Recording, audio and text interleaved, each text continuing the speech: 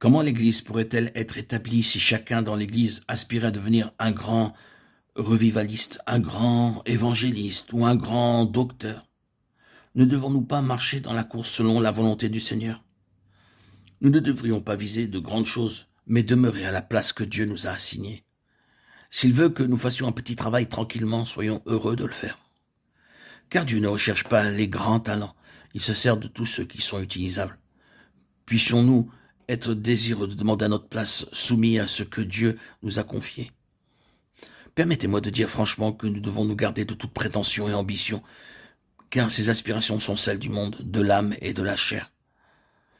Lorsque nous aurons bien compris cela, nous n'oserons plus toucher l'œuvre de Dieu à la légère. J'ai achevé la course, déclarait Paul de Timothée 4,7. Quelle est donc cette course à laquelle se référait l'apôtre?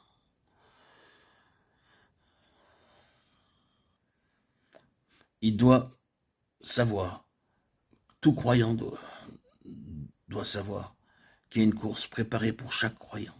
Dans cette course, Dieu y a inclus tout ce qui lui permettra d'atteindre dans la vie de ce croyant la pleine maturité, le stade le plus élevé, utilisant chacune de ses facultés pour son service.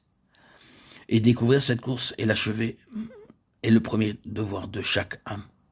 Les autres ne peuvent pas estimer ce qu'est cette course. Dieu seul la connaît, et il peut nous la faire connaître et guider le croyant dans cette course. Aussi sûrement aujourd'hui qu'il le fit au temps de Jérémie et des autres prophètes, de Paul, Philippe et des autres apôtres. C'est une chose glorieuse pour un enfant de Dieu de pouvoir demeurer à la place choisie par le Seigneur, en faisant l'œuvre qu'il lui a confiée, car le Seigneur a préordonné pour chaque croyant une course qu'il doit terminer. Dieu se sert toujours de ses élus pour son travail. Il n'a pas besoin de volontaires pour son œuvre.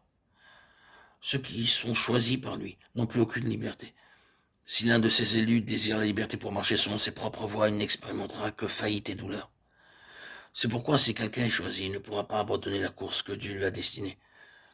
Même s'il devait aller jusqu'à Tarsis, comme le fit le prophète Jonas, il sera jeté dans la mer et ramené par un grand poisson. Il n'y a pas d'échappatoire pour un tel homme.